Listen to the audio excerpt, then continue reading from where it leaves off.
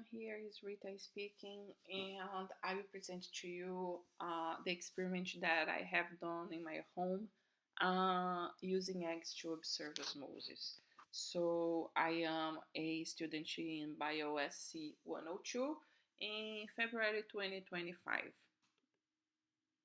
So here we go. We can start asking the question, can we use eggs to study osmosis? And the answer is yes, absolutely. And we will use some eggs, vinegar, corn syrup, distilled water, and multiple containers to observe the osmosis principles happening into the eggs. And the first step of this experiment is to remove the egg shell so we can expose the membrane, the semi-permeable membrane that the egg has, that will create for us a model cell. Okay, and through that we can observe the principles of osmosis. And in this first step here, you can see when I submerged the eggs into the vinegar that the eggshells started to present lots of bubble. And this is just the explanation of the chemical reaction that is happening between the vinegar and the eggshell, the calcium of the eggshell, so the acid contained into the vinegar, it starts to neutralize the calcium of the eggshells and creates carbon dioxide. And this carbon dioxide we can be observing through the bubbles that we can see in here. So cooling off, we started here in February 18th at 7:42 p.m. and all my observations will be tagged with a label of the data with the date that the photo was taken, so we can prove what we have done through the multiple days that we worked on that. And here, a important fact, I used 4 eggs. Actually, we will observe through the experiment only 2 eggs, but as the experiment takes too long, I decided to use 4 eggs in this initial stage. So if something happens with one of our model cells, we have backups here.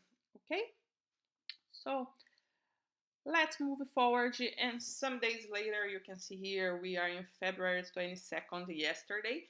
And in the morning, I removed the eggs from the vinegar.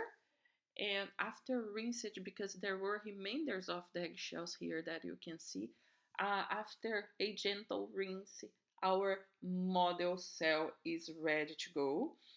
Important to observe here that the egg cell, it's swollen. You know, it's bigger than it was when I submerged in the vinegar. And the explanation for that is that osmosis has already happened in here.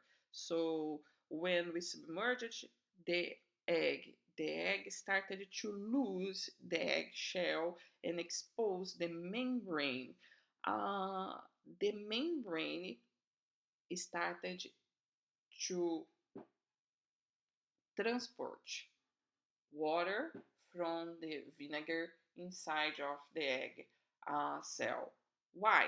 Because in that situation, there was there were more water molecules into the vinegar, into the solution that was surrounding the egg, than inside of the egg, proving that the vinegar was a hypotonic solution and the egg a hypertonic solution. There was a gradient between the two environments, the concentration gradient was different, and to balance it, to make the cell, which is the egg cell, into equilibrium with the environment that surrounds the cell, they start to exchange, to transport water from the hypotonic solution, which is the vinegar, to the hypertonic solution, which is the egg cell. So you can see that egg cell is a little bit swollen in here because it has already absorbed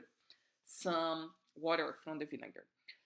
Quick enough, we go into putting our model cells into the different solutions that we use here. And those solutions are distilled water, so one egg inside of the distilled water, and corn syrup, another model egg inside of the corn syrup.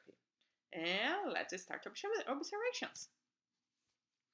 So the first observation that I could make is that the egg, and this is just a few minutes after I put the eggs inside of the solutions, the corn syrup and the distilled water. The egg that was submerged in the corn syrup, I started seeing that was less shinier, meaning lose hydration, than the other one that it was in the distilled water. But it was subtle, this change.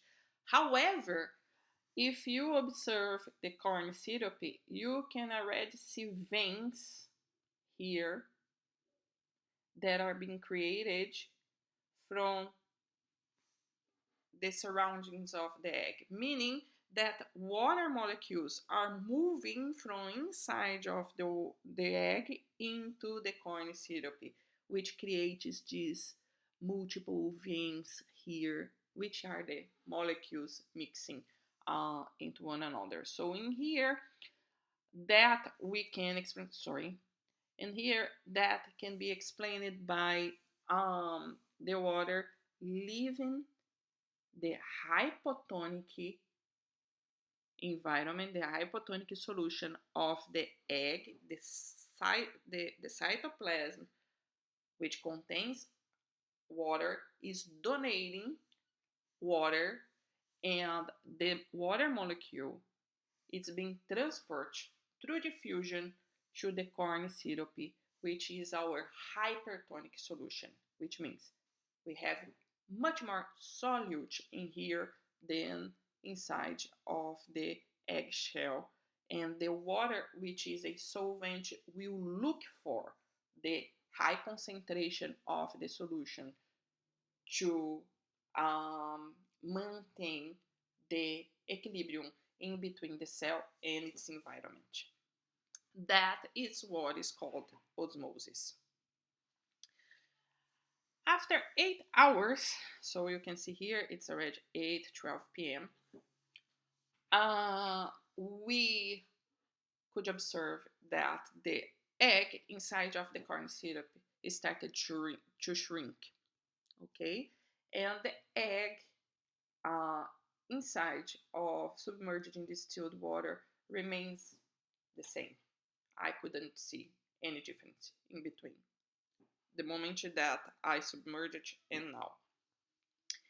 And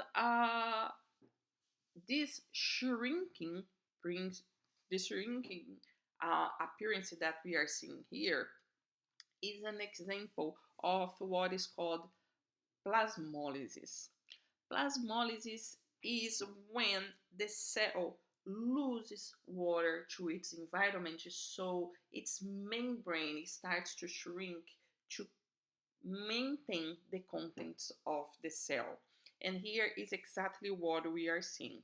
As our egg cell is losing water, water molecules are transferred from inside of our egg, our model cell, to the corn syrup.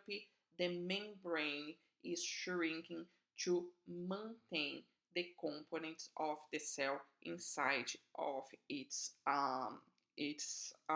structure.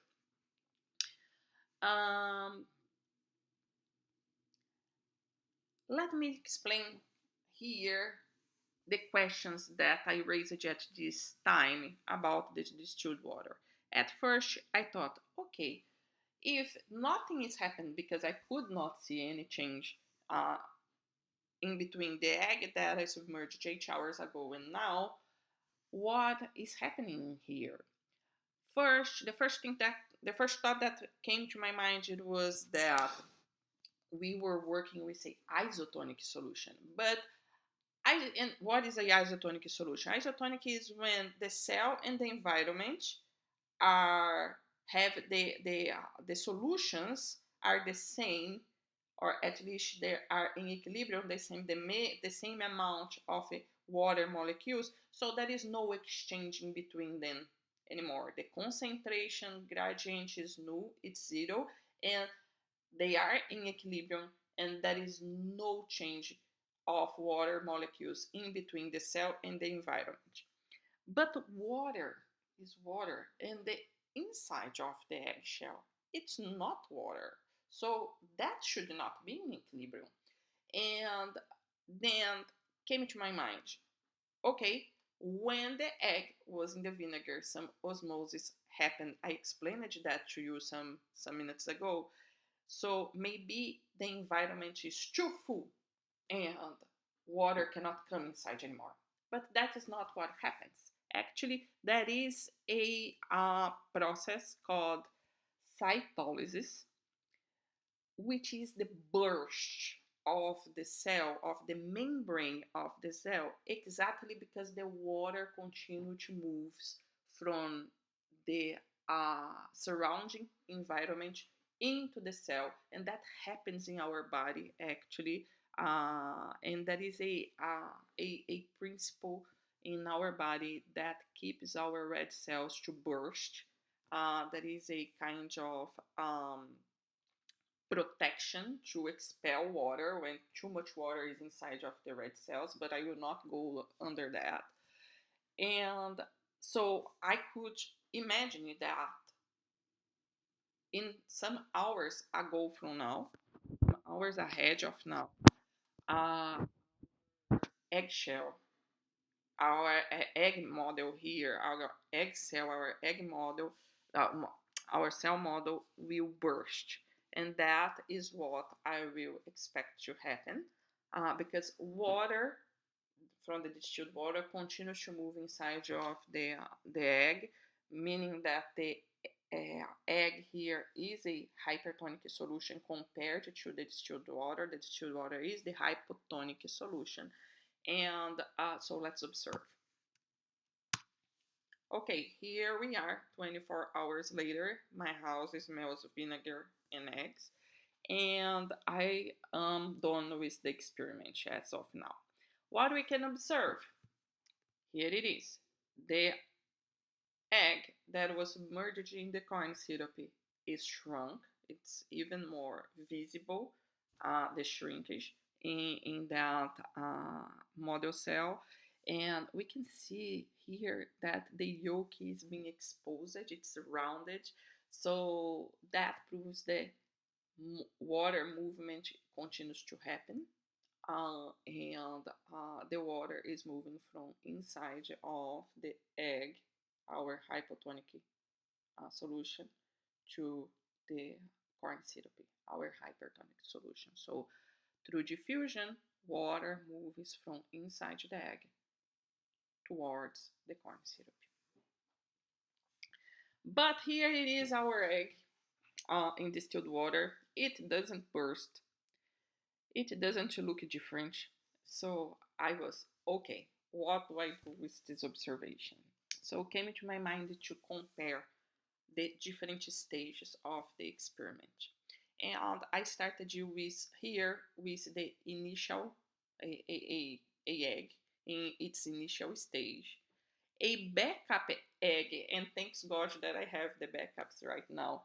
The backup, one of the backup eggs that I could put as a beside of the egg that was in distilled water and our egg of the corn syrup. You cannot see much difference when looking from the top, in between the the one submerged in vinegar and the one in distilled water, but other than it is more hydrated, it's shinier, and looks like that the shape is a little bit more rounded than the vinegar one.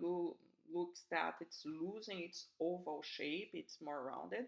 So this is what we can observe from the top. But when you observe from the front view, you can see that actually the egg that it was submerged in distilled water is taller than the egg in vinegar. You can see that there is a gap. I put this red line here to compare, so you can see that it's taller. There is a small gap, but a gap in between the one that was in distilled water and the initial stage of it, that it was the cell that left the vinegar. In that case here, I can understand that more water came inside of the cell than when it was deposited in the distilled water.